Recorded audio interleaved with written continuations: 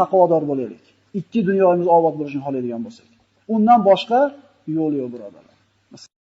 Shuncha imtihonlardan o'tgandan keyin, mana shunday bir musibatlarni boshdan kechirib, sabr qilib taqvo qilganidan keyin aytayotgan so'zi Parvardigoro meni musulmon holatda jonim olgin va solih bandalaringga ergashtirgin.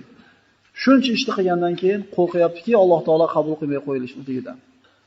Va aytilgan mana birinchi oyatda fa innama yattaqi va yasbir fa innalloha la yudhi'u ajral muhsinin.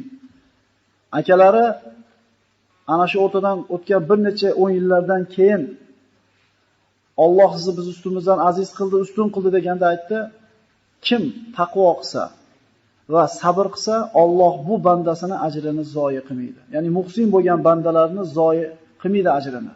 Ikkita sifat. Taqvo bo'lsa, sabr bo'lsa. 13 ta foydasini gapirib o'tgan bo'ldik Alloh bildirganini.